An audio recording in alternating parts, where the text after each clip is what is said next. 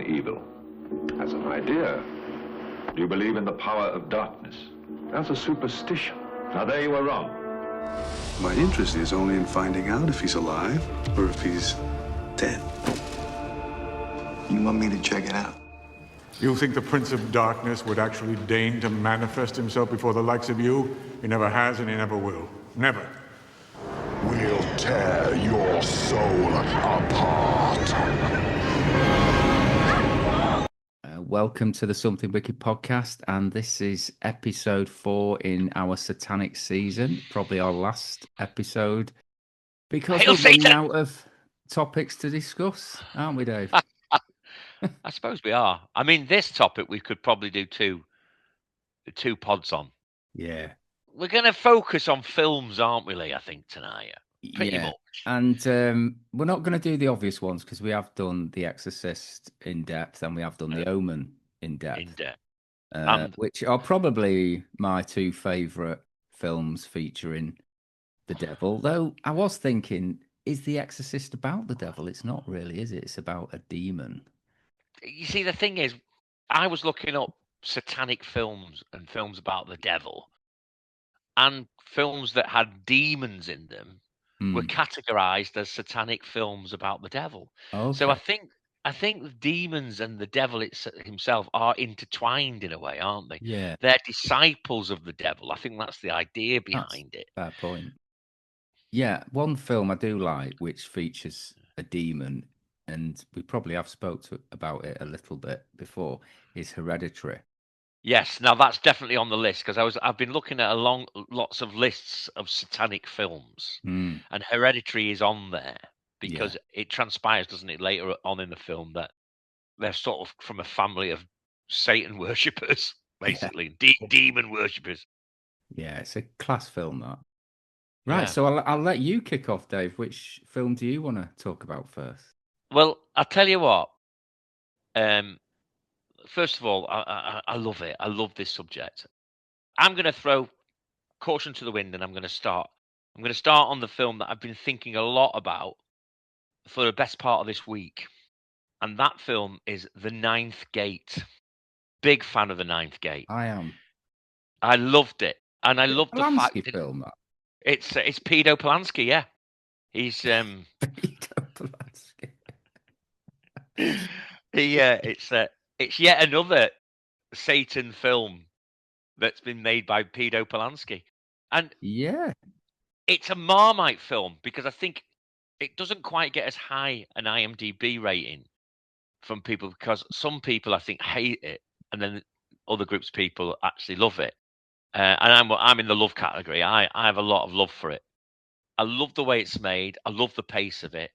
I love the sort of Hitchcockian thriller element of it. It's even been made to look kind of glossy like a Hitchcockian piece, I think. It's got quite a classy look to it, the film that's been used and the way it's been filmed. And it's a bit stagey, nothing wrong with that. It's great. I think Johnny Depp's never been any better than in that film, playing the sort of weaselly kind of book historian who's making a cheeky, filthy book over calling people out of their classic book collections and finding a few gems for himself, knocking the price down, telling them that they're worthless and what have you. It's a great romp, I think, because it's not like any other Satan horror film. It's about finding these books. It's about a journey across Europe to find the books that would help you raise Satan in person, to bring him forth. That's right, yeah. And it's a kind of whodunit as well, because lots of people get killed along the way. And it's convoluted and it's a bit kind of messy as a film. But I really enjoyed it. I think I've seen it 2 or 3 times now, and certainly seen it twice. And I think the third time I'll probably, I had to go out or fell asleep because it was on late at night or something. But it's the kind of film that if it's on the telly, I want to sit and watch it.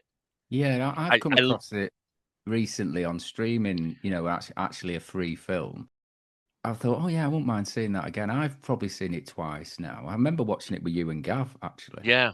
And that was probably the first time. So it's about Dean Corso, played by Johnny Depp, is hired by wealthy collector Boris Balkan, which now that's Frank Langella, isn't it? Who kind of steals the show. Let's say Boris Balkan's character is great, and he's not in it that much.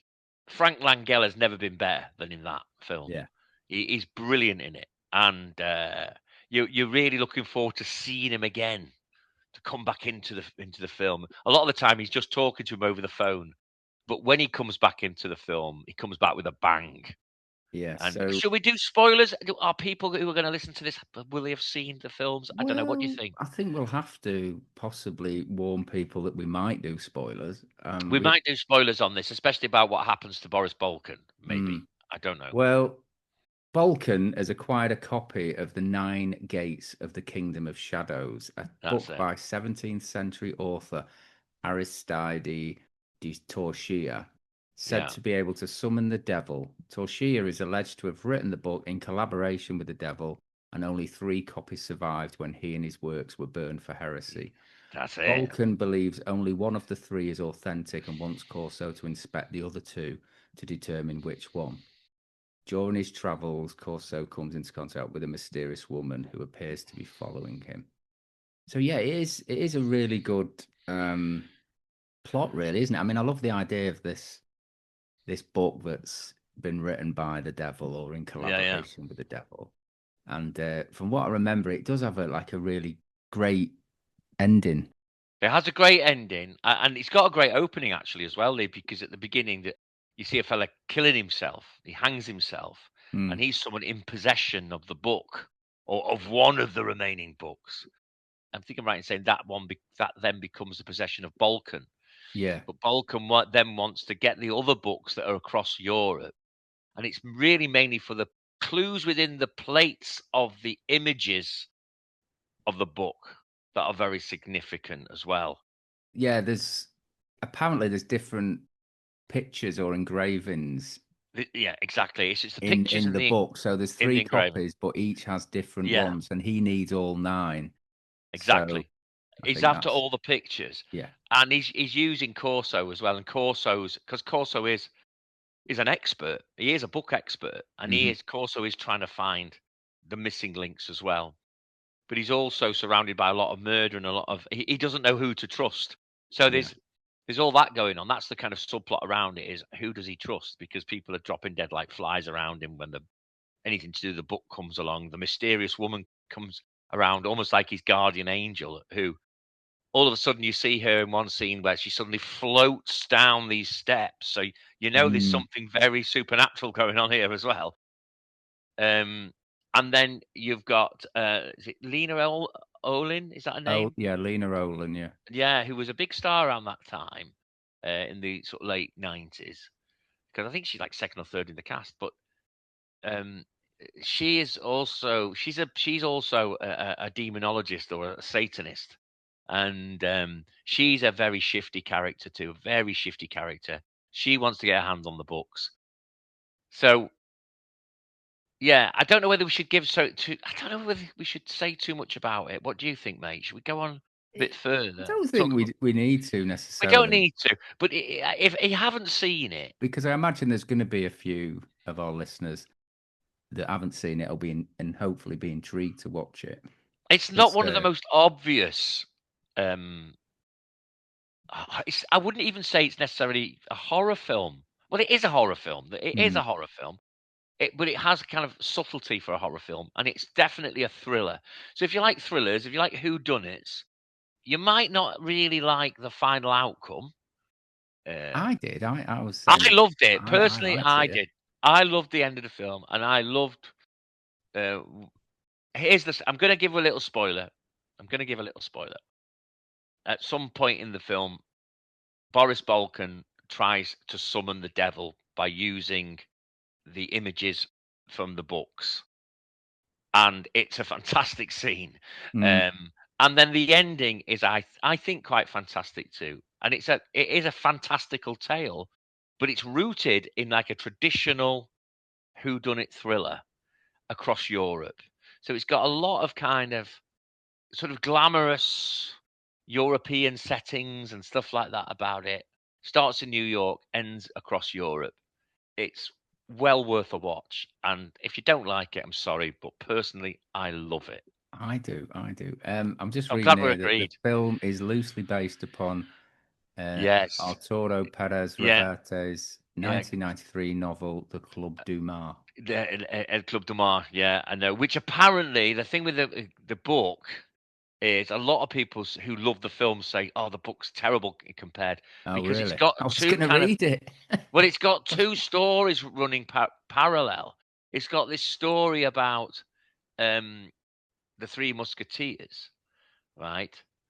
Which that's why it's the Club Dumas, because it's about Dumas who wrote Alexander Dumas who Of wrote course it is. Yeah. the Three Musketeers, Mm. and then this other thing to do with Satan and to do with the book, you know. So it's a kind of strange mishmash where Corso's character keeps vying between the two things, you know. Whereas what Polanski decided to do was absolutely focus on the idea of the the book or the books, the significance of these remaining books Mm-hmm. that had the secret in it, the secret to bring up the Prince of Darkness himself. Oh, it's a brilliant idea. I was really taken with the idea right from the off and loved it. Absolutely. I think we all did. I think we all of us in our group, it really enjoyed it as a thriller that involves the idea of the devil. Okay, so I'm going to say let's talk about The Devil Rides Out. Oh, of course. Because Absolutely. One of my favorite films. yeah, I watched it again a few weeks ago, and I forgot. I have seen it before, but I just forgot what happens in it. You know, sort of halfway through towards the end and that, and it's sort of quite hammy in some ways, isn't it? Oh yeah. But one thing I didn't realize and started to notice when I was watching it again was, is it Leon Green, the actor who? I know what you're going to say. His voice is dubbed, isn't it? And it's Patrick Allen It's Patrick from Allen. the Barrett and Barrett the Oak Tree. Homes adverts and the Nuclear Protect and Survive videos. So I Stay in your thought he house. sounds exactly like Patrick Allen, and then I looked it up, and it was like, yeah, he was dubbed. I watched a little sort of YouTube documentary about that, and there's a lot of head scratching now as to why they did that. Because the guy, the actual guy himself, has got a perfectly okay voice, perfectly decent voice. So and it's with Patrick Allen's voice there. It kind of seems it does seem strangely dubbed. It just doesn't seem right. Yeah, there's definitely some bits where he's shouting towards the end. Yeah. When they come across the ceremony, when they're about to kill the girl, where he's shouting in that, it doesn't match at all. No, it just doesn't. It just doesn't work. But I love it as a film. I love them raising Satan in the woods. Well, you know what, Dave? In a way, I was fantastic. thinking that is the most disappointing part of it, right? Because there's this big thing about bringing or summoning the goat Mendes, but he's only there for about 3 seconds. Yeah, he appears and he looks like dead confused. What's going on here?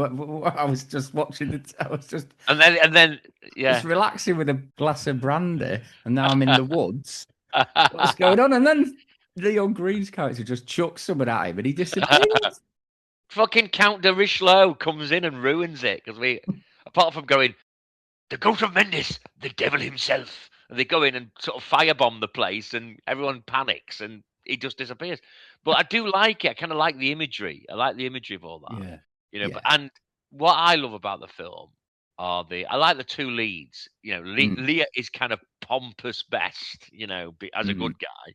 But MacArthur, Charles Gray is brilliant in it as MacArthur, you know, and there's something about there's something about the Satanist characters, the slimy, beguiling, hypnotizing Satanist characters that really work in these things. And, you know, Charles Gray's great in The Devil Rides Out. And I love the in the circle, being trapped in the circle in the overnight. Yeah, that's a good bit. Preventing the demons from coming in and all the hallucinations that they have. And don't believe it. Don't look at it. Don't look at the spider. Don't look at the skeleton on horseback. And all this kind of stuff. That was a good bit. That the skeleton on horseback. It's good. That it's great. I actually toyed with the idea of writing a musical of The Devil Rides Out. Right. I wrote about 3 or 4 songs for it. And one of the songs, which I think it was a pretty good song, was called "Stay in the Circle," right? Which is about that scene, with the chorus. Superb. Trust me, stay in the circle. That was the sort of the chorus line. Trust me, stay in the circle. Done in a very Christopher Lee voice. Trust me, stay in the circle. But right, yeah, I'm reading here, Dave, that Liam Green's voice was dubbed because his voice was thought to be too musical, sort of a bit sing-songy, because he is, and he was an opera singer. Yes, right. No, that's right. I remember now that. Yeah, that's right. Yeah, it didn't detract from the film. I think the performances are good, and it's a bloody enjoyable romp. I think the final scene's not so great. This could have been better, but as far as Hammer films go, late-ish Hammer films, it's one of their best, really. It's one of Hammer's best films. I think that and Plague of Zombies are probably Hammer's best films. Yeah. I So, started reading it actually when I'd finished watching the film. So have I. Go on. What were you going to say about it? I only got a few pages into it, to be honest. I think I was tempted just to skip to the bit where the devil appears or the goat appears. It's actually what I've read of it. It is very enjoyable. It's very of its time, and that took me aback a bit, really, because the scene, and it's kind of true to the book, where he goes to MacArthur's house and there's a black figure. Yeah, well, that is a really spooky bit. That is a spooky bit. Yeah, it's a spooky bit. Yeah, where he just summons this, he's like a genie almost. That's right. And of course, in our previous episode, we were talking about Dennis Wheatley being one of the real architects for the whole Satan thing in popular culture. The whole devil thing. He really did a job to highlight the idea of Satan and the devil himself coming into the world, and causing havoc. Yeah, I think Dennis Wheatley brought a lot of kudos to the whole idea of the devil being amongst us in the 1920s and 30s when he was writing, and it was titillating, and exciting, these books, and so he brought it to the fore in popular culture, I think, and it's never looked back, really, has it? It's been and of course, because he met Crowley and people like Crowley in these gentlemen's clubs and things, he was someone that people took seriously as being very knowledgeable about this occult underworld. He'd researched it, he knew about it, so that was very exciting to people. And of course, Devil Rides Out was a huge success as a book before it was a film. Very much like The Exorcist, in that respect. I was just wondering whether it was the first film to really portray satanic worship in that way, or to have the Goat Mendes on screen. It certainly might be. It's not the first occult film in a way was the film Haxan. Yeah, I thought you were going to say that. Yeah. So that's quite fascinating. Never watched that. I've seen little clips of it and bits of it. It's kind of ghoulish, but going off, you may well be right. I mean, what was the year that The Devil Rides Out was first published? Do we have it up on the screen? I think it was about 35, was it? Yeah, it could be. I was talking specifically about the film, actually, but whether that was the first depiction of the the Goat Mendes on screen, but sure. It was 1934. 1934. So that was really making some of the rituals and some of the ideas of the rituals prevalent to the general public. As far as Wheatley saw it, that's the thing. And yeah, interesting. Well, So yeah, Haxon come out in 1926 was it originally? not It was made in 22 or 26 or something. Yeah, actually, yeah. So it says here that Haxon was released in the US in 1968 as Witchcraft Through the Ages. But it is a 1922 Swedish-Danish silent horror. Wow. Yeah, I know, amazing, isn't it? That. So there's a big culture of it there. Made of that then. I know, amazing. Freak people out. I wanted to try and find time to really watch it, or watch quite a bit of it before we did the pod tonight, but I just haven't been able to do it. I wanted to rewatch the whole of Ninth Gate as well. Again, I just haven't really had the time because I have been really busy with work in the last few days. Because unfortunately, the Ninth Gate idea, to talk about the Ninth Gate, only popped into my head about 2 or 3 days ago. It's also made me think about a lot of these films that I actually still haven't seen. There's quite a few that I still haven't seen, which is exciting, you know. I'm going back to old films, and certainly like Faustian films, the very famous Faustian story that's been remade loads of times in loads of different ways. Films like The Devil and Daniel Webster, and I've never seen that, and I've always wanted to see that. I think that was made in like 1939, American film.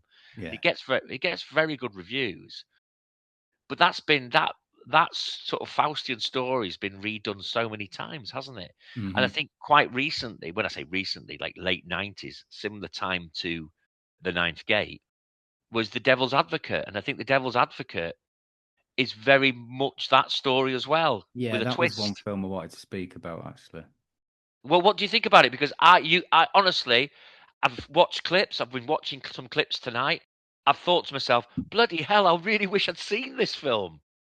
I like it. I think it's a really good film, and a lot of people say that it is the best portrayal of the devil on screen.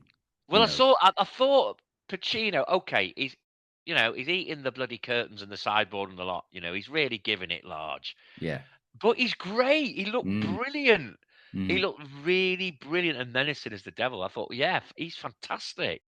Yeah, I was looking for it to watch for free because you subscribe to all these streaming channels, and whenever you want to watch a film, you think, oh, well, I fancy watching that. It's never one of the free ones, is it? You always have to pay for it. I'm fortunate. I've found it. Right.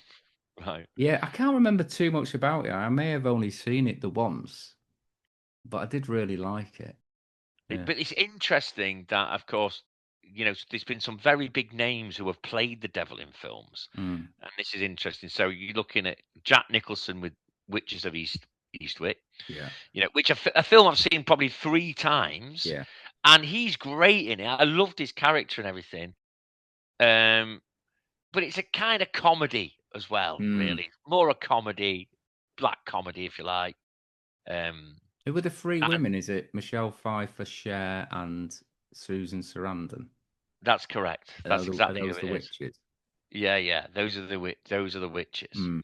Yeah, and it's a good little romp. And of course, there's De Niro. And here's a spoiler, folks. So if you haven't seen it, I'm tough. In Angel Heart, which again is It's a Faustian tale, and it's a kind of whodunit. So it's got that kind of link as being a kind of whodunit with the Ninth Gate, but it's more of a Faustian story. What is the reason that the devil appears, to sort of trick or torture Johnny Favourite, played by Mickey Rourke? What's the idea there? Why is hadn't Johnny Favourite sold his soul to the devil? Right. So he's right, and he, in a way to prevent it, he's been able to change his personality in some kind of way by doing a blood sacrifice and eating the heart of somebody or something, and then he turns himself into, is it Harold Angel, who is Mickey Rourke's character? And Mickey Rourke he's kind of oblivious to the fact that he has been causing all this. He is the detective who's detecting himself for all these hideous crimes. And it is a brilliant idea. And De Niro is very good in it. He plays a much more sort of dark, quiet, sinister, long-nailed, egg-eating, rolling the eggs a devil. A huge giveaway because his name is Louis Cypher in it, of course. But no one apparently twigged, did they? I probably didn't twig the first time I saw it, but I think I went to the pictures to see it. I think I went to the pictures twice to see that. You know, I quite enjoyed that. Back in the day, around that time, I was a bit of Johnny No Mates. I probably went on my own twice to see it, and I loved it at the time. Yeah. You know, also got to see Lisa Bonet with her boobs out and all that, so that wasn't bad. Well, the fact that it's set in New Orleans is good, isn't it? Because there's a few sort of chicken sacrificing going on. There's lots of symbolism type stuff. Yeah. There's loads of voodoo kind of stuff. There's lots of symbolism. There's lots of fans and air ventilators spinning and all this kind of stuff going on. There's lots of frantic Mickey Rourke running around, like getting more and more fucking confused. And Mickey Rourke was on Big Brother. Yeah. But Mickey Rourke was great then, wasn't he? You know, he was really good. He didn't have a lot of time for De Niro, with did his he? Face. Oh, it's terrible what he's done to his face. Well, was he a big drinker as well? Or was it something else with him? I don't know, but he came obsessed with plastic surgery, didn't he? Because he has another mask face right there. Yeah. But that's interesting, Alan though. Parker, Dave, as well, because we were talking about absolutely. We've not put that pod out yet, have we? So no, but listeners, there's something coming. Probably after this, which will reference Parker. Right, exactly. But I was going to say Alan Parker, who was probably my favourite, I wouldn't say my favourite, but one of my absolute favourite filmmakers. And I think my favourite filmmaker of all time is probably Sidney Lumet. Oh, yeah. Sidney Lumet, because of the range of films he's made. You know, there's loads of people up there, of course, the Spielbergs and Kubrick's, Scorsese's, but something about Sidney Lumet I love, because he was doing all sorts of different films. He was making British films, you know, not just American films. He was doing quirky little films and a big film. And anyway, and Parker was like that. I love that with Parker. To go from Bugsy Malone to making Angel Heart. Yeah. I mean, come on, you know, obviously he'd made other things in between that, but his range of films like Birdie and Fame, I mean, for Christ, he spawned the fucking TV show, really, because he made the film Fame, which is a much tougher film and a much more sort of rootsy, dirty New York kind of flavor to it. But musicals like Evita, you know, and Midnight Express, Alan Parker was amazing, wasn't he? He was an amazing filmmaker. And this is one of Sidney Lumet, Dave. The last film I saw, or it might have even been the last film he did, was a good film, Before the Devil Knows You're Dead. Which absolutely. Stars, Philip Seymour Hoffman and Ethan Hawke.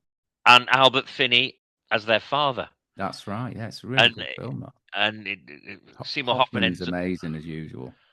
Yeah, he smothers Albert Finney as his father at the end of the film. Remember that. Lumet and Parker, I kind of see them kind of similar in the fact that they made some very bold choices in the films that they made. Definitely. You know. Have you got another choice? Have you got another idea that you want to? Yeah, mention? I mean, and then I'll mention one. Obviously, one film I do really like, and it didn't occur to me when I was initially thinking about this topic is Hellraiser. Absolutely, yeah. It's a great film, which I think, I mean, it is a bit ambiguous in terms of, is it depicting hell or just some other dimension? But there is that famous bit where it's scrawled on the wall, "I am in hell, please help." I can't remember who does that. Is it Frank? Is it the Frank character that does that? Frank Cotton. Indeed, it's interesting. You've mentioned Hereditary and you've mentioned Hellraiser, and they're both on this list that I looked up before, which is a great list. And I'll give you the sort of rundown on quite a lot of these here. So it does mention the ninth gate, Angel Heart. Let me go to the top of it, and I'll do it really quick. So it starts off with mentioning Mandy, which surprised me because I love Mandy. It's a great film, but yes, they're a cult led by Tim Spall's son. No, it's not. Oh no, it's Ken Barlow's son, isn't it? Ken Barlow's son, who is brilliant. Linus Roach, who is brilliant. He is brilliant in that film. In fact, they're all brilliant in that film. I've got a soft spot for that film. I wouldn't have thought it is a satanic film though, personally. And then a film called Let Us Pray. Don't know anything about that. Lovely Molly. Don't know anything about that. The Devil's Advocate. Haven't seen it, but I know quite a bit about it now, and I'm going to watch it. A film called The Devil, and I remember this. It was about people being trapped in an elevator. Yeah, that's a M. Night Shyamalan film, isn't it? Have you seen it? No. No, I haven't either. No, it didn't appeal to me at the to time. Him? Yeah, what's happened to him? The Crucifixion, another one. I don't know that. Last Shift, House of the Devil. Seen House of the Devil? Yeah, it's about a cultist. It's not really about the devil. It's about a murderous member of a family, really. Maybe it's about a Satanist. Yeah, I suppose. But I thought it was quite a good film. Starry Eyes, don't know that. Satan's Slaves. Now here's a film we know. The Blood on Satan's Claw. Oh, yeah. Which is a cracking film, I think. That is brilliant. You know, that again, that didn't occur to me, but that is about all these different bits of the devil being sort of regrown, isn't it? Regrown. The hair of the devil grown on the backs of the local peasants. Yeah. You know, it's a creepy, weird little film.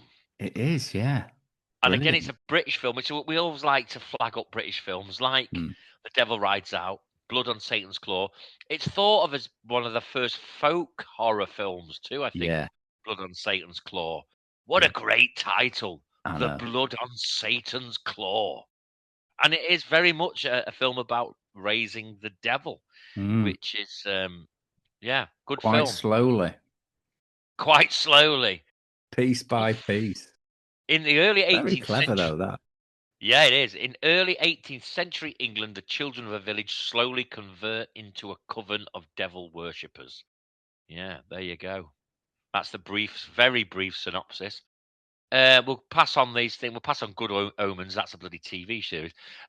Constantine, never seen that. Not seen that myself. Keanu Reeves. And then we'll skip The Exorcist, of course, because we're not mentioning this on this show as much as we'd like to.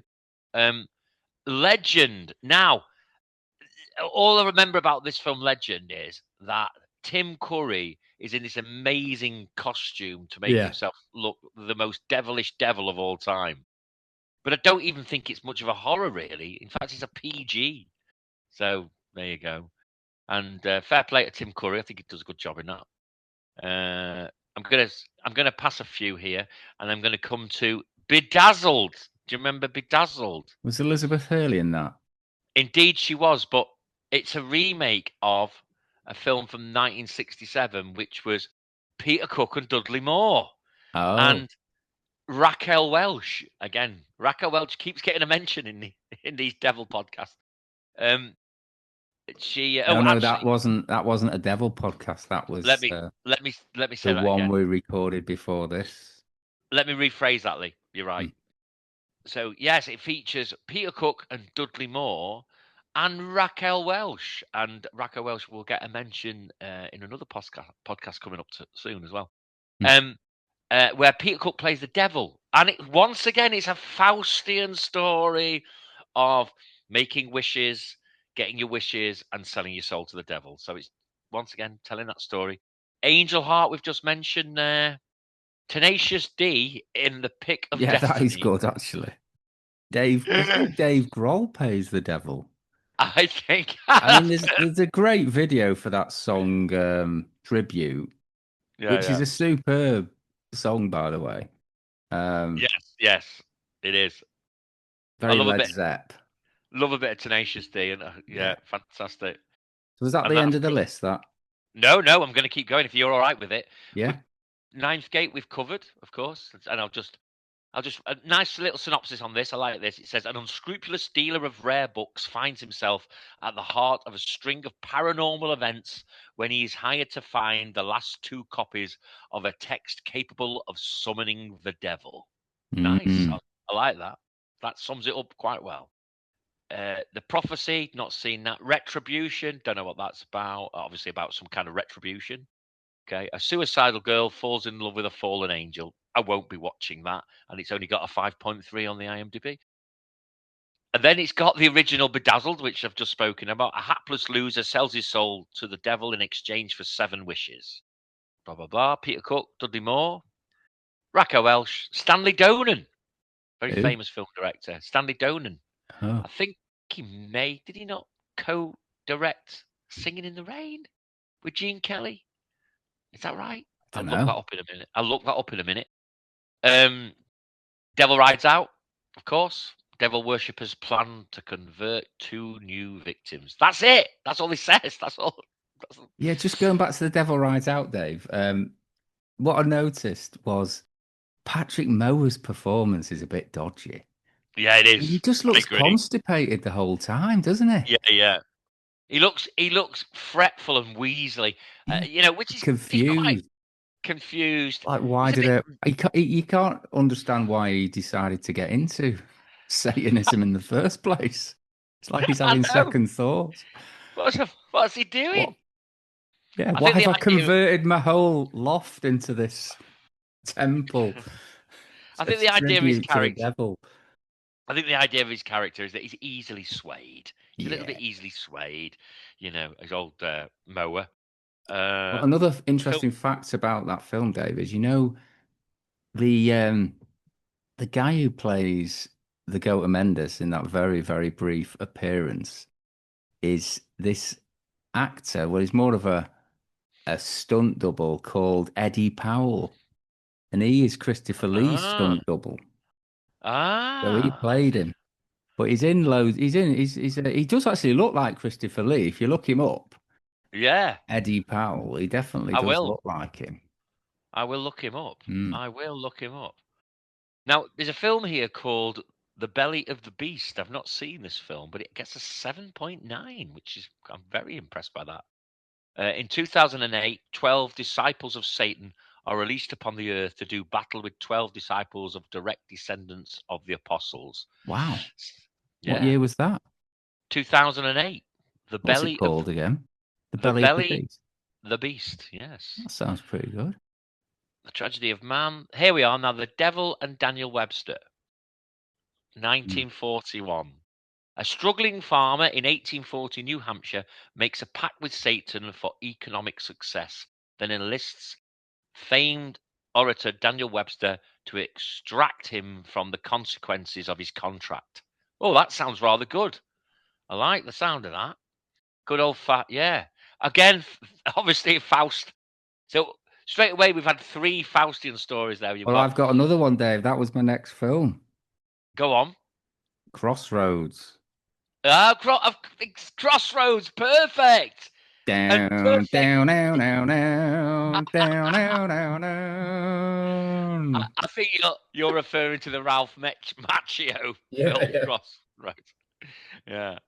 Yeah, 1986 film, which is inspired by the legend of blues musician Robert Johnson, who famously was rumored to have made a contract with the devil in exchange for his success. Let me just find out a bit more about the plot. Yeah, so 17-year-old Eugene Martoni has a fascination for blues music while studying classical guitar. Researching blues and guitar music brings famed Robert Johnson's mythically creative acclaim to his attention. Especially intriguing are the legends surrounding exactly how Johnson became so talented. Most notably, the one claiming he sold his soul to the devil at the crossroads. Yeah, indeed. As well as a famed missing song that was lost supposedly evermore to the world. In his quest to find the song, he researches old archived newspaper clippings, learning that Johnson's longtime friend, musician Willie Brown, is alive and incarcerated for murder. and attempted murder in a nearby minimum security hospital. So, yeah, so those two go on this trip because I think the character of Willie promises to help Eugene find this song for some reason, but I think he's tricking him a little bit, isn't he? He's sort of stringing him along. But what I remember is this amazing guitar off at the end where Steve Vai, do you know, have you heard of Steve Vai, the guitar player? Certainly have heard of Steve Vai. Yeah. Of course I have, yeah. So he was he was in Dave Lee Roth's band and later Whitesnake. He's one of the great guitarists of the world. He He's is. been in He's a bit lots. widdly, a bit not really my type of guitar player. But can I just stop you there for 1 second? He went on tour last year to do latter-day King Crimson stuff. Did he? So the stuff, the stuff where they went kind of, I thought really good. I can't remember the name of the album, but but he went on tour with Crimson. Oh fucking hell! I can't remember the name of the album. I'm trying to. The one. Hey, sometimes to the fingers and the funny little weird guitar. You know that album? What's that album called? Is it the In the Court of the Kingdom? Oh, I can't. No, the Court of the Crimson King. Crimson King. That's early stuff. I'm talking later stuff. And he went on tour with hang on, why am I even blubbering and just type it in here? Steve Vai, King Crimson. It'll come. Steve Vai is currently performing in Beat, a supergroup honoring the 80s catalogue of King Crimson. Okay, alongside original members Adrian Belew. Adrian Belew plays that really weird fucking guitar thing, and Tony Levin, one of the other two. And he's got that great voice. And yeah, it's what's the fucking song here? Oh, that's it. Paid by numbers. Have you heard the song? Do you know the song? Not really. I'm not that familiar with King Crimson. I feel I should though, because my mate is a big fan. Yeah, anyway. It's very avant-garde. It's very kind of edgy, Crimson, but it's good. It's good. Some of it's really catchy, even though it goes off on tangents as you'd expect King Crimson to do. But so it's later stuff. So they're called Beat. And was that the album? Was that the famous album? Vai is tackling Robert Fripp's complex, often unguitaristic parts from Discipline. That was the album. It's off the album Discipline, Beat, and Three of a Perfect Pair, describing the challenging repertoire as a torture he loves. There you are. Anyway, I'll shut up. Sorry, mate. No, that was very good, Dave. I like that. Basically, Steve Vai has this massive guitar off, if that's what you'd call it, against Ralph Macchio's character. And they play all these amazing licks and solos and stuff. What's good is that Ralph Macchio's character is all dead bluesy, the stuff he's playing, where Steve Vai is doing his usual metal type hair metal stuff, and it's brilliant though. It's a really good film. I'd love to see it again, actually. It's one of them films you never see on these shit streaming channels that we pay so much for.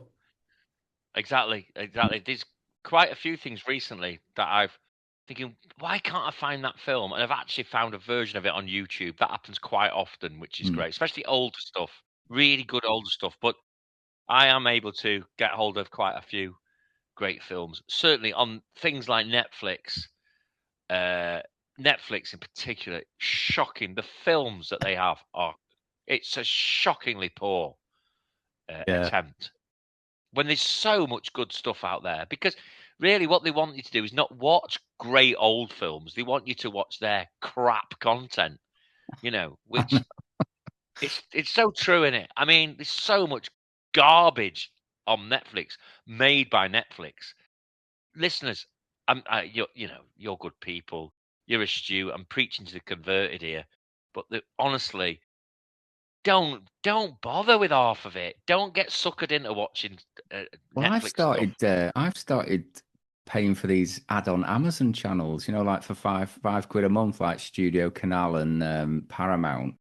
And obviously, I always forget to cancel the free trial and get charged. But I have watched some decent, some actually good films. Like films that Yeah, well, that's I'd not seen for ages, and it's like, all right, that's why, because they're on these pay us more channel. But it's been worth it, really. If you see one or two good films, it's worth a £5 a month, isn't it? indeed, absolutely. I'm going to mention a film now. I'm going to mention a couple of films.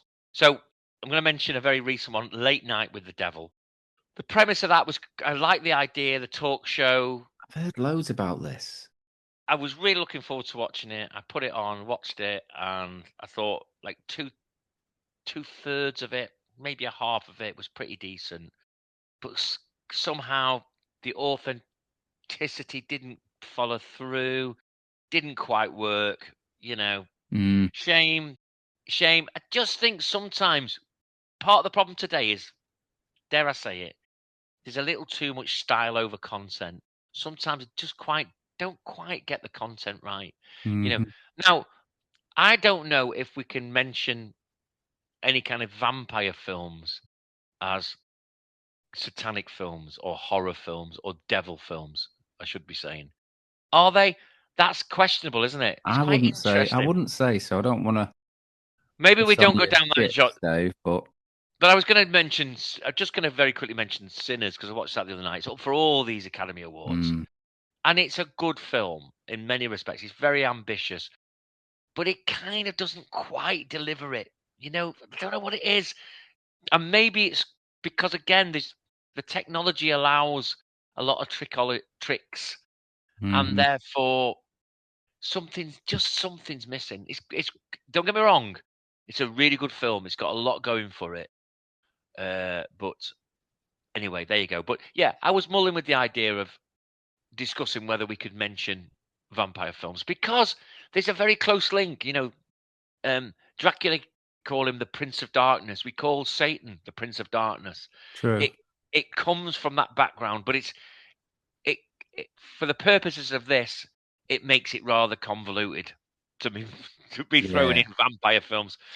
So I'm going to mention one more film, which will probably be on my list, and then I'm going to shut up for a bit and let you talk about something.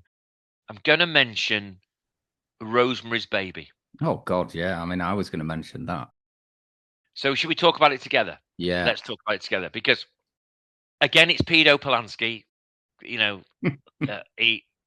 He's pre-pedo in, I think it was. Pre-pedo, yeah, pre-pedo. It was, and he was happily married man at that point before his wife got bludgeoned to death. God, yeah, I forgot about that. Yeah, that wasn't too long after this film, was it? No.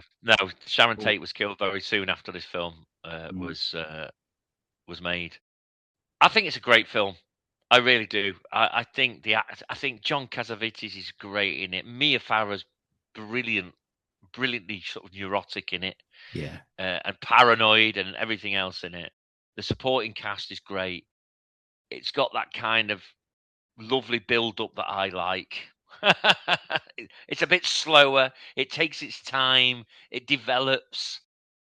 What do you think, Lee? Well, Dave, I mean, I remember seeing this, and sometimes I think, do I even take much notice when I watch films? Because, of course, I've seen it before, but it might have been I wasn't paying attention that much, or my memory is just failing me.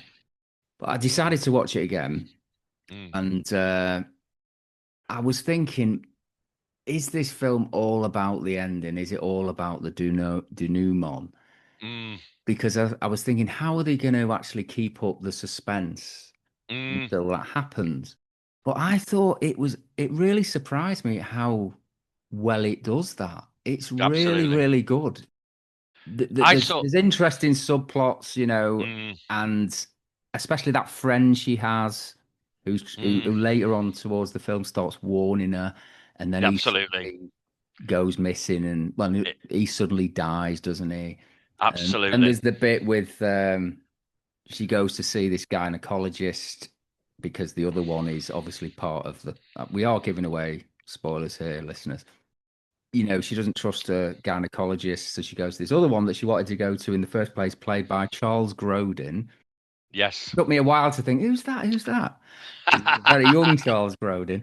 And you know, he's part of it. But I thought I absolutely loved it, Dave. I thought it was a brilliant, brilliant film, and definitely one of the best involving the devil. I agree. And I love that line when that brilliant line when they say because she finally discovers, well, the baby's taken away from her, isn't it? When she gives birth, they say it died.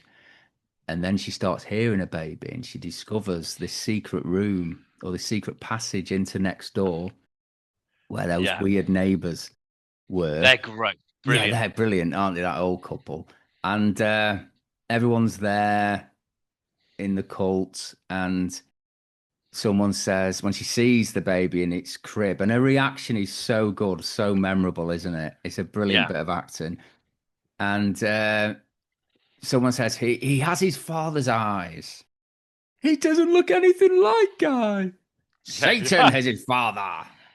Yeah. Absolutely brilliant. And I think that actor's called Sidney Blackmer, who said that, who plays Ruth Gordon's husband, and he's wonderfully creepy. They are both. Yeah, what's his name in it? What's the character name? It's a bit of an odd name, isn't it? It is an odd name, and let's have a look. Yes, it is. That's the guy we're looking at here. We'll find out his name here through because he would definitely be. He plays the warlock Roman Cassavet. That's it, Roman. And isn't that an anagram of something?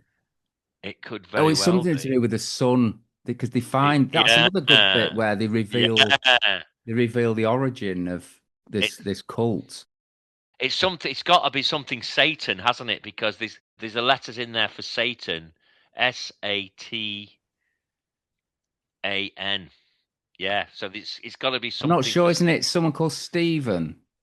Isn't he the son of this Satanist?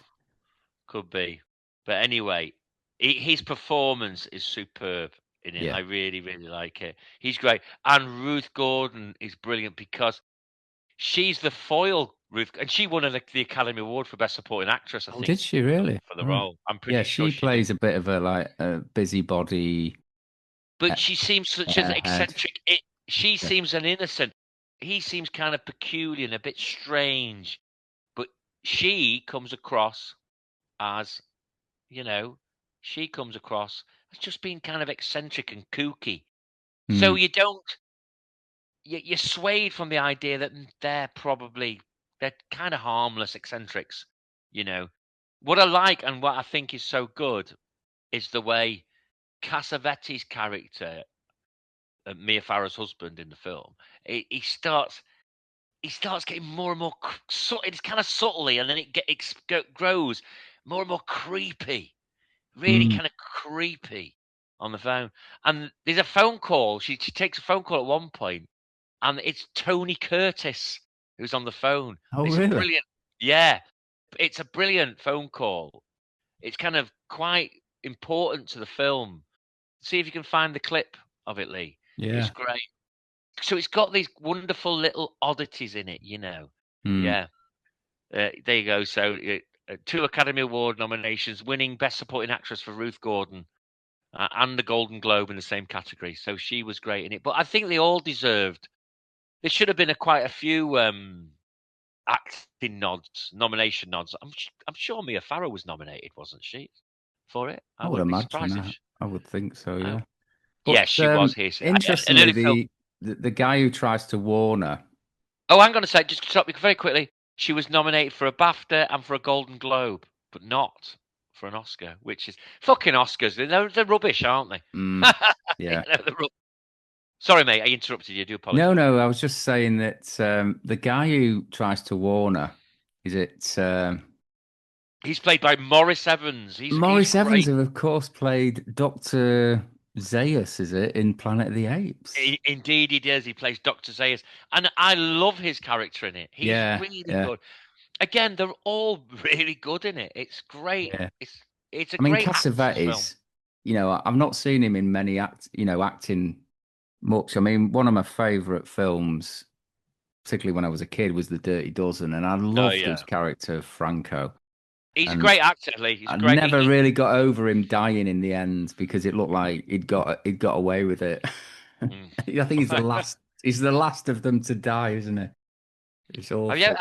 You want to have a look at some of his films because don't think I've ever seen any of his films.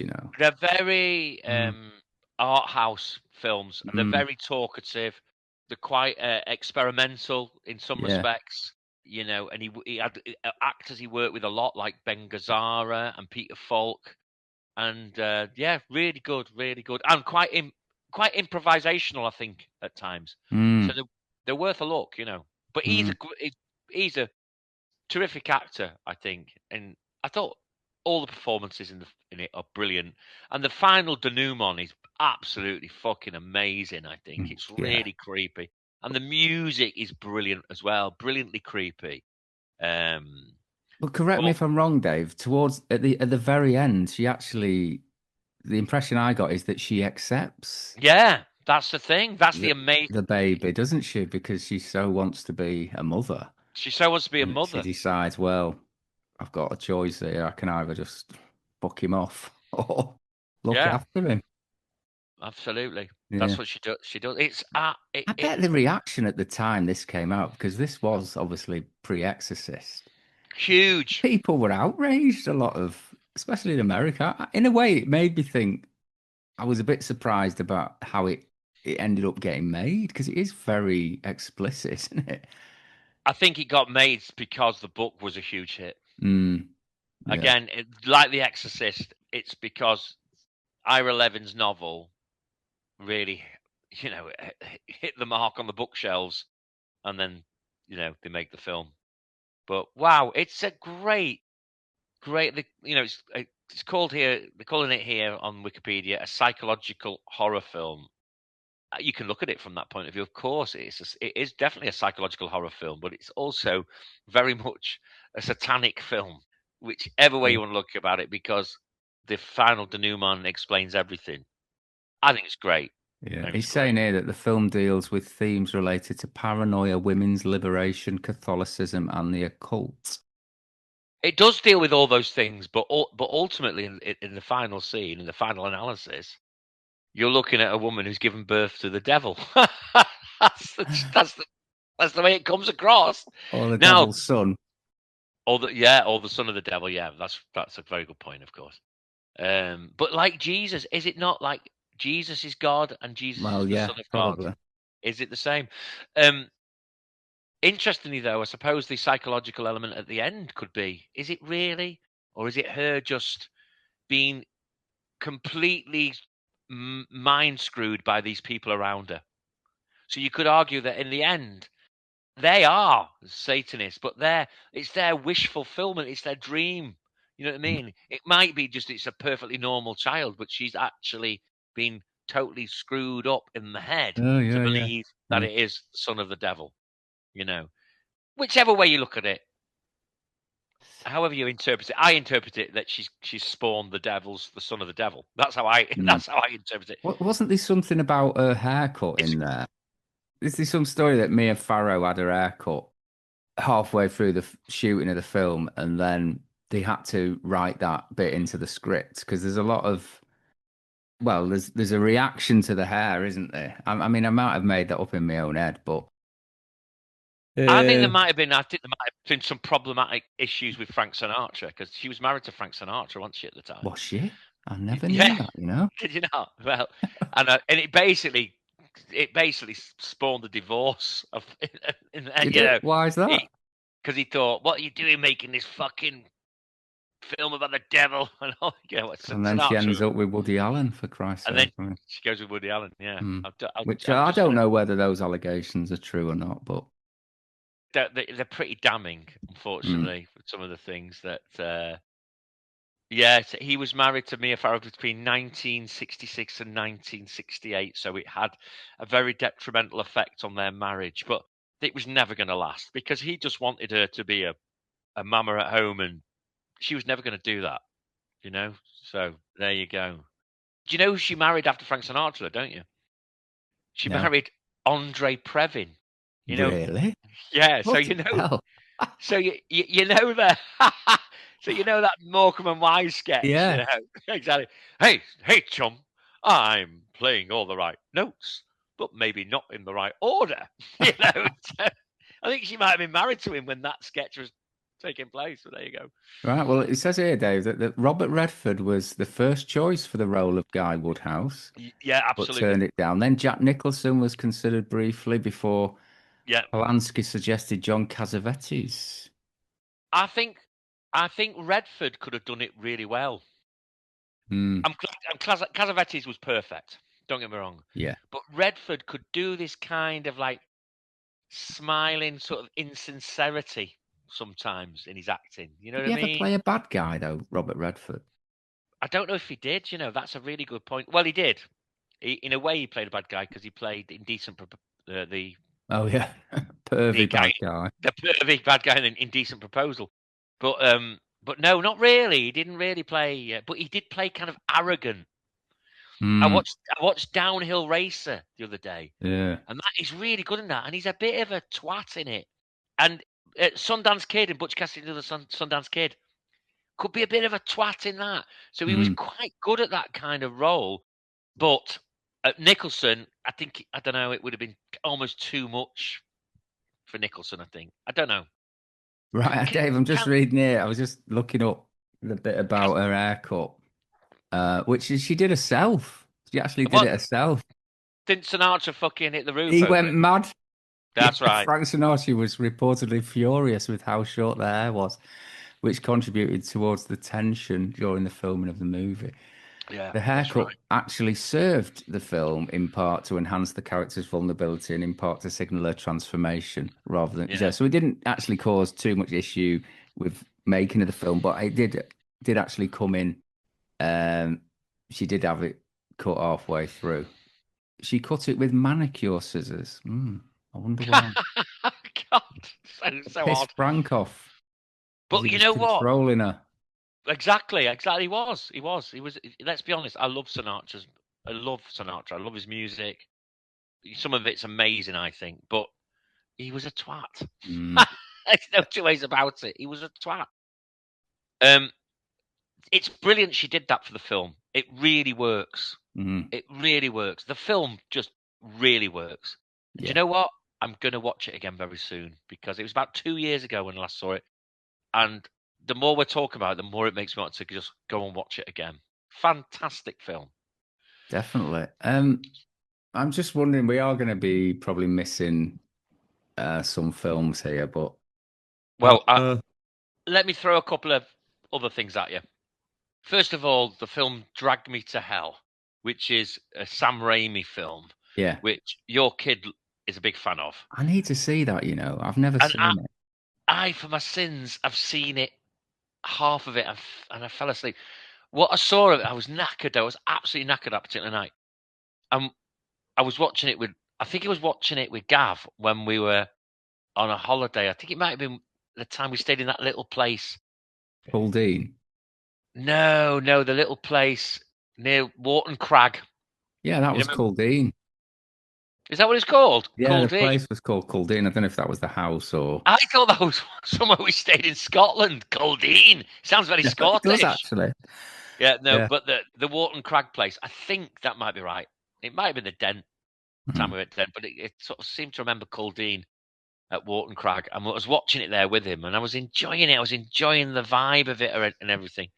And I've been watching some YouTube stuff on it recently. And it's a great idea. And it links very closely to another film that I want to mention. And that is Night of the Demon. Now, I know we've spoken about Night of the Demon. Is it passable as a Satan film? We're not going to. Yeah, well, I don't know, Dave. Maybe. Are we not allowing it? Are we not allowing it? It's got the same premise as Drag Me to Hell. It's about passing on a curse. In the case of the Night of the Demon, it's passing on the ancient runes in it. I think in Drag Me to Hell, it's a woman who gets evicted from her house. She passes the curse on to the woman, the estate agent woman, and all hell breaks loose for her.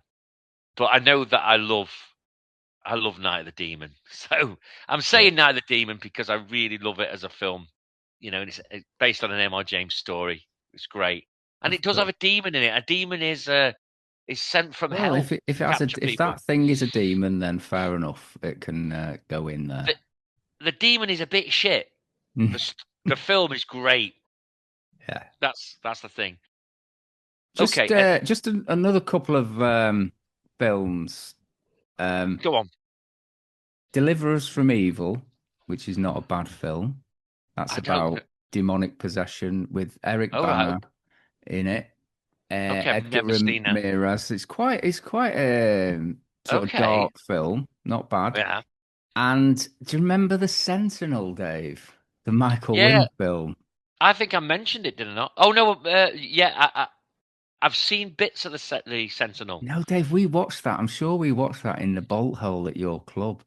Did we watch the whole of it? Is it the one where Michael Winner cast actual people with deformities? Yeah, I remember that.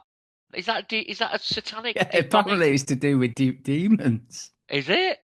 It's quite a disturbing film, isn't it? All I can remember from that film is we were laughing at it a bit.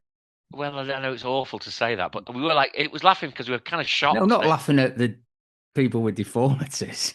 Just because it's a shit Michael Winner film. Michael Winner film. But I think we might have been laughing in kind of nervous kind of laughter and shock by the fact that he actually used these genuinely mutilated people and people with terrible disabilities. A typical Michael Winner, such an exploiter of. Well, you could say, I mean, that's equal opportunities. It's inclusivity. You possibly could argue that, yeah. You would say that now if it was done. Yeah. In fact, some people would insist that you had to cast people who had actual deformities and disabilities in those roles. Is that what they said in the 1930s when they made Freaks, where it's just full of these people with all kinds of strange disabilities? Calm down, dear. Yes, it's calm down, dear. Yes, my dear. And he suddenly died, didn't he? I know. After those E-Shore adverts. I've been putting my horrible little mushroom cock in Jenny Seagrove. Oh, dirty Michael Winner. Yes. Oh. Look at me. I get away with blue murder in my fucking dirty films. He was a funny character, wasn't he? He was a funny character. Outrageous fucking Tory. Yeah. So is there anything, I mean, we're going to come to the end soon, but is there anything that we've missed that depicts hell, the devil, demon? There's probably... I want to mention a film. I'm glad you've said that. I want to mention the film Race with the Devil. Peter Fonda, Warren Oates. Have you ever seen this film, Lee? No, I've heard of it. It's the kind of film that back in the 80s, you might have catched it on late night on ITV, It's now 3 a.m. and it's now time for our big film tonight. Peter Fonda, Warren Oates in Race with the Devil. Basically, Peter Fonda and Warren Oates go on this road trip with their wives, right? They're successful. Is that the only type of film Peter Fonda made? Yeah, exactly. Wait for this. They're both, Peter Fonda and Warren Oates characters are in business together. They're successful motorbike salesmen. There you go, right? Peter Fonda, yet again, with motorbikes. And while they're out and about, having a great time chatting, the wives get on great, they get on great. They're in this Winnebago going across America. And they stop off somewhere in Texas, they get out one evening, they set up their own little camp there, cross the meadows, and over in the meadows, all of a sudden, satanic ritual takes place, doesn't it? Yeah. They see this going on. They get caught peeping Tom in the satanic ritual, and that's it. It embarks this massive chase across country for these Satanists chasing after Peter Fonda and Warren Oates in their Winnebago. I'm wondering, Dave, was Kill List Kill List partly definitely inspire Kill List? It may very well have done, because Kill List, I was going to mention Kill List as well. You know what? I watched Kill List again, Dave. It's a great little film. Last week, he's a fucking brilliant film. It is It is so a tight. There's great so many little brilliant film. aspects to that film. Yeah. I'd only And it's seen it got a, once before, but I really liked it when I'd seen it. But I decided to watch it again. and it's got a great ending with that satanic Yeah, ritual. Oh, but there's so great. much to it. We could do a whole pod on that. I mean, We could. Do you know what yeah, we could? We could. yeah. And maybe we do a pod on Ben Wheatley films, you know, I'm not because that he's familiar. I tried to interesting. watch a few. I started watching Free Fire, which is I, probably his biggest, most Hollywood type one. But I that found got a that a bit bit boring now. boring. It's just Yeah, shooting it's in too this much bloody shooting. warehouse, isn't it? It's like, Too much um, shooting. but I couldn't get hold of any of his others for free, obviously. A Field in England is good film. Strange little film. Good little film. Yeah, Yeah. yeah, Another film to mention and worth mentioning, a satanic film for certain, is The Witch. yeah. That was on this. That should have been Because mentioned before. the Yeah, goat, you know, the yeah, goat is seen as the devil in yeah. you Philip. know, Philip, Yeah, fucking I think I Philip, that mentioned before on the pod that I was a bit disappointed in Philip in the end, but fucking uh, terrifying goat though. You have to say, bloody yeah, hell, I yeah, think big bastard. certainly early doors. Great creepy little film actually, Yeah, I The Witch. won't mind seeing that again. Actually, Yeah. I did think when I watched it the first time, I thought, yeah, it was really good, but it didn't quite Yeah, deliver properly for me. Um, this it's hard, isn't it? Because there's quite a few things I find fall short. You know, yeah, they they fall get short. That was built the phrase I think I was they looking get for. built up, don't they, into Mm, being something really special. And don't want to go off a tangent too much, but with the modern filmmakers, the modern horror filmmakers, I think Midsummer impressed me a lot. I thought mm, that'll last the test of time. I think as a classic horror film. yeah, I think I'm not sure about Hereditary. There's lots of things about that I liked, you know. But the problem with things on IMDb, they get very quickly hyped up to like 8.5% or whatever to watch, and you watch them and go, God, this is nothing compared to some of these great films from like the 60s and 70s no. that you watch that might get a 6.5 rating or something. You Mm. know, that's the problem I have. Being a I grizzled old never really fart. go off that rating, to be No, honest. I I think, don't. And I keep saying to my lad, don't do it. Don't just think if something's got 7.5 or 8%, don't believe the hype because people are sheep. They get drawn into saying something's great. And then in reflection, they realize years later it wasn't as good as they thought it yeah, was. it's It just often the wasn't. flavour of the month that gets voted top. For example, I think The Ninth Gate gets 6.5 now as an Mm. IMDb I rating. bet The And I think that Exorcist probably does, doesn't it? I think it's much higher. I think it is Is it? much higher. Well, I I would think it hope is much so. higher. But Would. Exorcist 3 is only about 6.5, Mm. 6.8. You know what I mean? That deserves to be so much higher. Yeah. You know, yeah, it's weird how it works out, but it's all about individual taste, of course. But a film we haven't mentioned, which I have not seen for my sins, and I keep meaning to watch it, is The Prince of Darkness, the John Carpenter film, I haven't seen where that. where apparently like the devil is a kind of liquid or something in it. It's kind of weird. It's kind of a weird concept film Mm. on that. And what about King? Has Stephen King ever really Yeah, done he has anything actually. He's done one. about the devil himself? Yeah, the Needful Things, Of which course, which is really good. Actually, that is a good uh, film. I should have and mentioned that. it's Max von Sydow who Max von plays Sydow plays plays Leland Gaunt, who is kind who of the devil's disciple. I think he might actually be the devil himself. But what's clever about it is, of course, That's a it is pretty good film. I've based seen. on one of his novels, which I've half Yeah, read. He runs this like bric-a-brac shop, this curiosity shop, and people come in, and instead of taking payment from them, he says, "Oh, just do me a little favor," and it might be just playing a trick on somebody, yeah. in I think it's set in Castle Rock, It is and set it in Castle ends Rock. up causing chaos in the town. Mm. A very clever idea, I thought that, and yeah, Ed Harris is in it.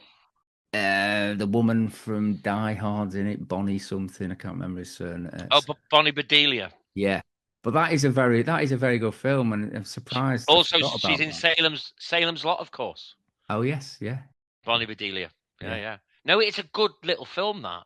Yeah, I'm glad we've mentioned it. I don't yeah. think it would have gone in. He must have had other. I think some. the guy in The Stand it's not explicit. Is it? I can't remember the character's name, but Randall Summit.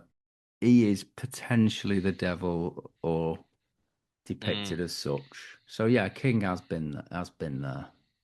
Okay, Lee. How about we do our top six films? Obviously, we're excluding The Exorcist and The Omen because we've talked a lot about them, and they are obviously the best. And I think Exorcist 3.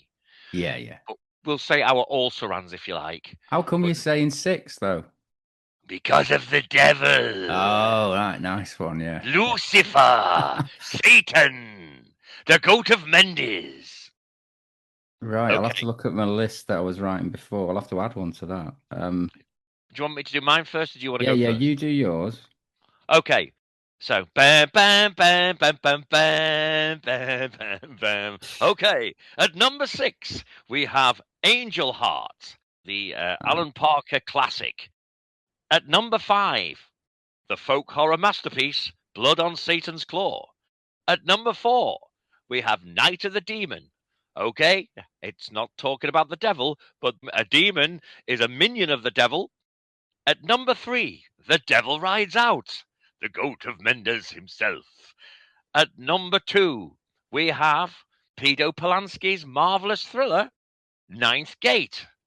And at number 1, we have yet another Peter Polanski classic, the fabulous Rosemary's Baby. Dun, dun, dun, nice dun, one. dun, dun. Thank you. Glad you like that. Should I do mine in the style of Tony Blackburn? By all means. Well, if I could do his voice, I would. Just do him as your fine self, sir. Right. Right. I think I've just knocked one out very last minute. I thought I had my 6 then, but this is going to be controversial, Dave. Yeah. But go on, be controversially. I like controversy. I'm gonna put Crossroads at 6. Okay, cool. I must watch it. Yeah.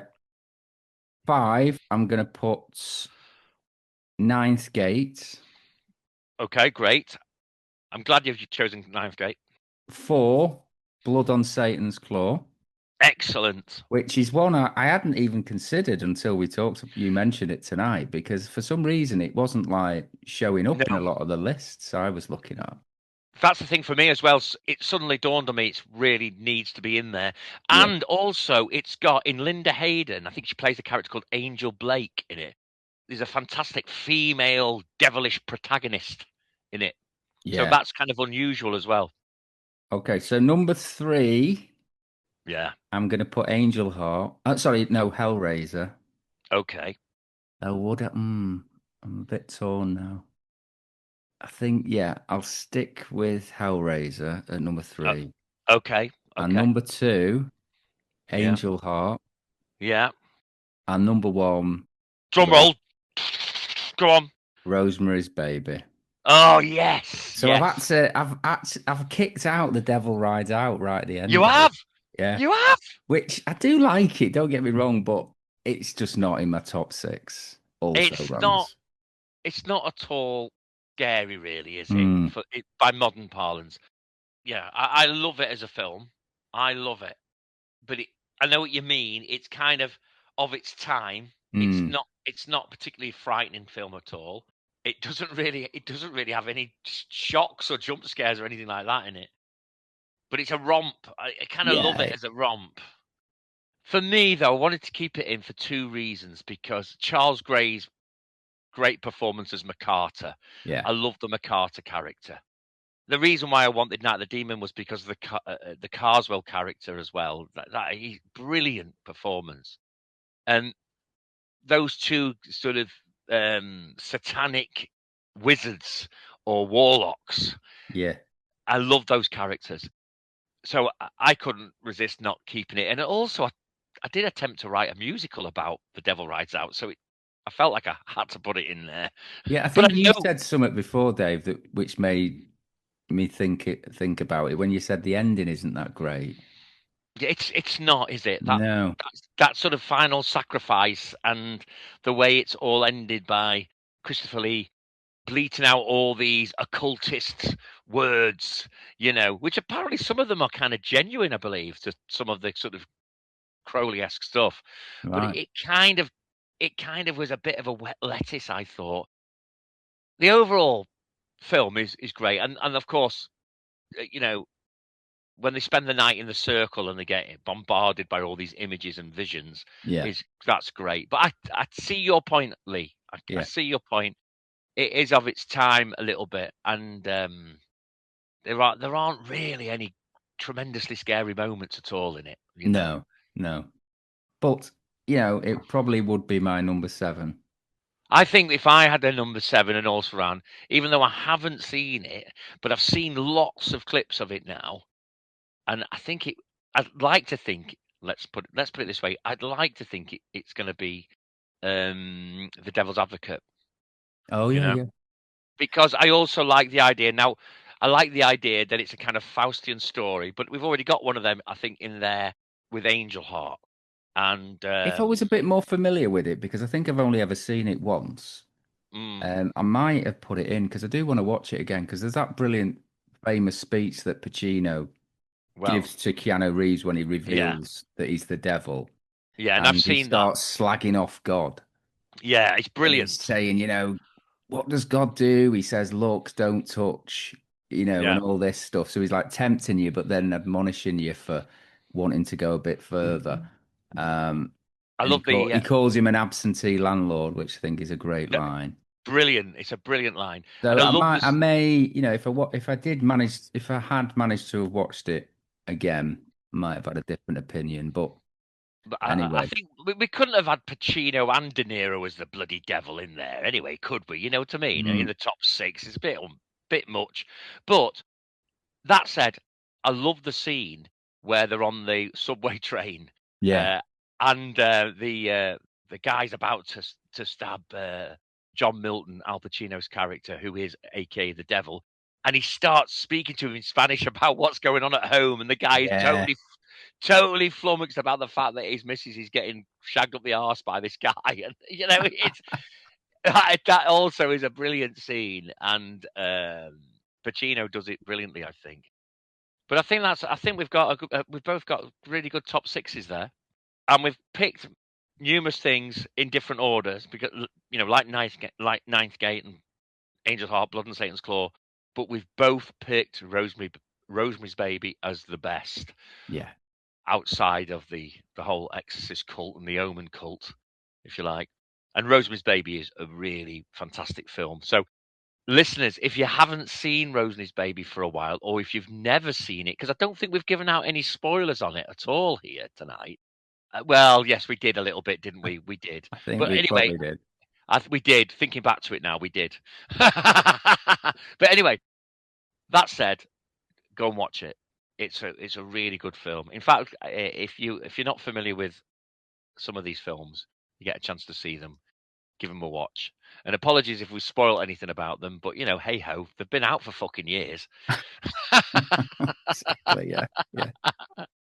Though I do remember, Blood on Satan's Claw, it was it's sort of considered like one of the nastiest films of that period. It was made by Tygon, wasn't it? Who did some other great horror films, but it was sort of a bit more extreme than the Hammer stuff. It was, and I think what was great about it, they used all these really old buildings, like old Tudor buildings. So it had that kind of authenticity about it. And it was a genuine folk horror. And it's got that amazing opening scene as well, which is really creepy. That when they find the eye in the field? Yeah, buried under. It's an eye. Yeah. Cutting through the soil. It's Is that the devil's eye then? Well, this is it. This is what you're led to believe. But it's the actual manifestation of the devil is really quite disappointing, which is a shame. But like I said, the Linda Hayden character of Angel Blake, she's brilliant in it. And there's some very nasty scenes in it. These are really nasty. Yeah, there's a nasty rape, isn't there? There is. So, if you get a chance, listeners, go back and revisit it. And if you haven't seen it, you're in for rather nasty treat, I would imagine there. And what I'm glad is that what we've done here is we've picked choices that have quite an English sensibility. Mm. You know what I mean? So Blood and Satan's Claw, Devil Rides Out, even Angel Heart, because it's directed by the great Alan Parker, and European sensibilities because of Roman Polanski. So there's something a little bit different about that. Saying that about Ninth Gate. That kind of European feeling Ninth Gate is really good, I think. So it's a bit more cosmopolitan than it just being American films, Yeah, and Hellraiser, of course, is a British film. And Hellraiser, yes, of course. Hellraiser's a perfect example of that. Did you say you've not seen the whole of the film? Yeah, I've only seen probably only about half of it. I kind of did find it. I'm going to admit this, and I'm probably going to regret admitting this because I need to revisit it and watch it properly. I found it a little bit kind of low budget, and a lot of the characters are sort of American in it, but you can sort of tell it's in England. It's almost like they're trying to make it Americanized. That was what I remember, but it might have just been Andy Robinson. I think from what I remember, it's just Andy Robinson's the American. So maybe that's the problem. But again, I was probably half pissed when I watched it. It's the same with like Drag Me to Hell. It's like I remember seeing scenes in that with Gav and thinking, oh, this is great, but I've never revisited it.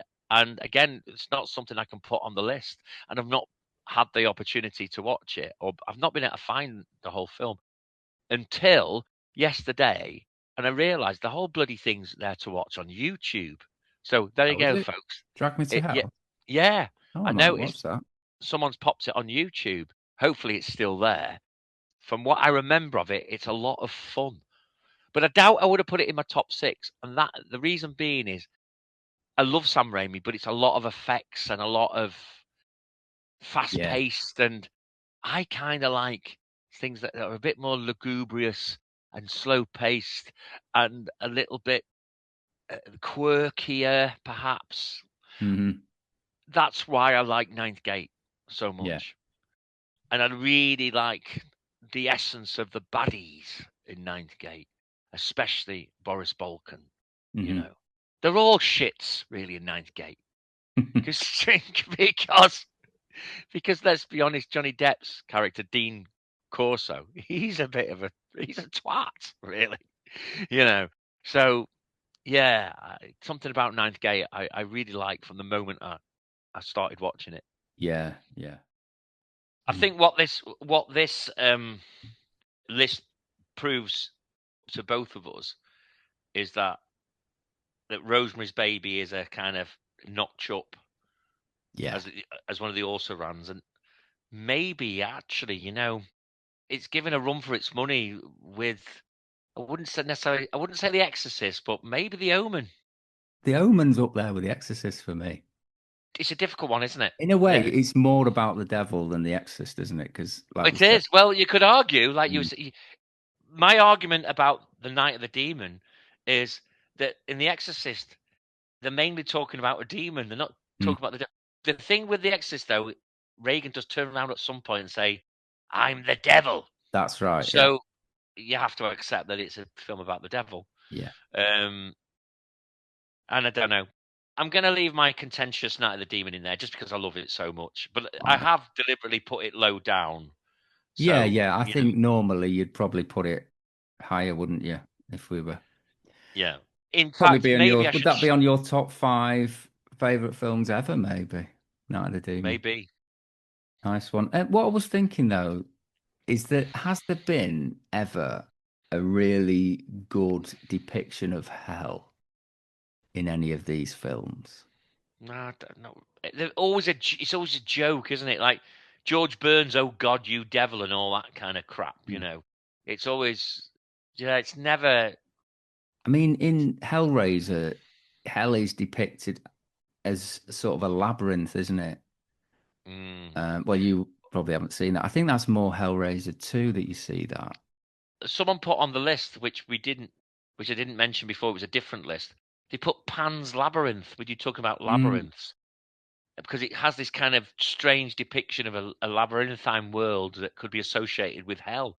Which I didn't really see the fawn character or any of the characters in Pan's Labyrinth as being the devil. Though, to be honest, I couldn't really see that myself personally. Yeah, I just need to answer this question for myself, Dave. And it might seem obvious because it's called Hellraiser, but I'm sure I read that it's not explicit that where the Cenobites are from is hell. It's just another dimension. So let me just find out. Yes, the Cenobites are denizens of a dimension often referred to as hell, specifically the labyrinth where they serve the god of pain, Leviathan.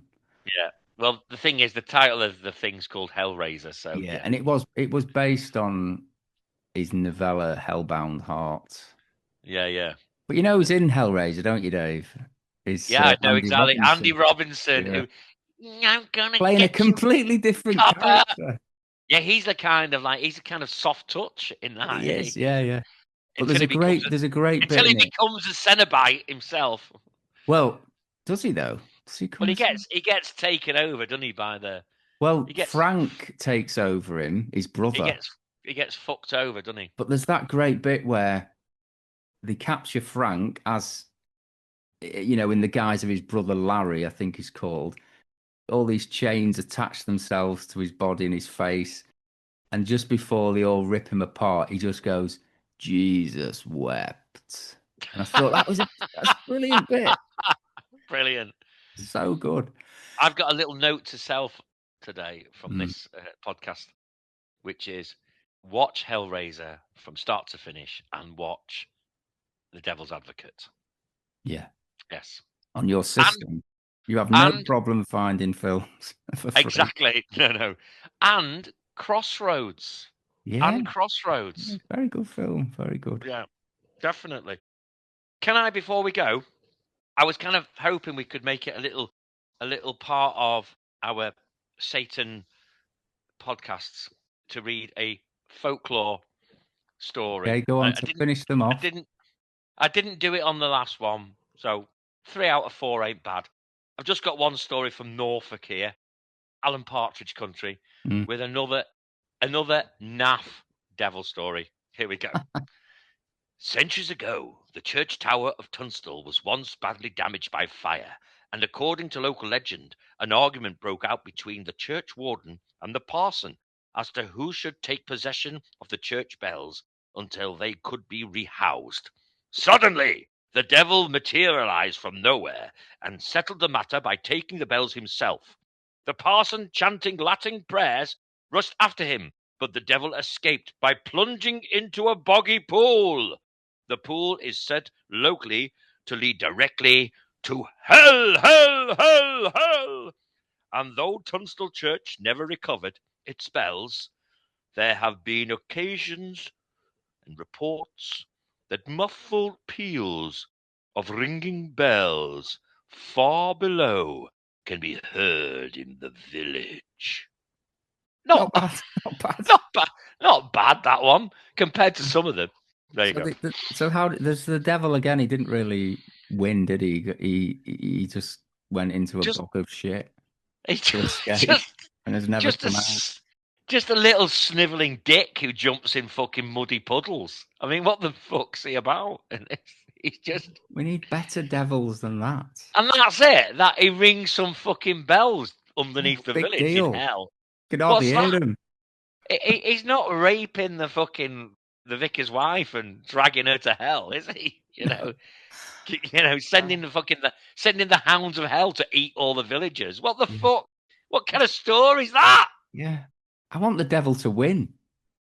What I love about Ninth Gate, the reason why Ninth Gate is he's not in it. He doesn't materialize. It's all about the hopes and wishes of those around the mythology.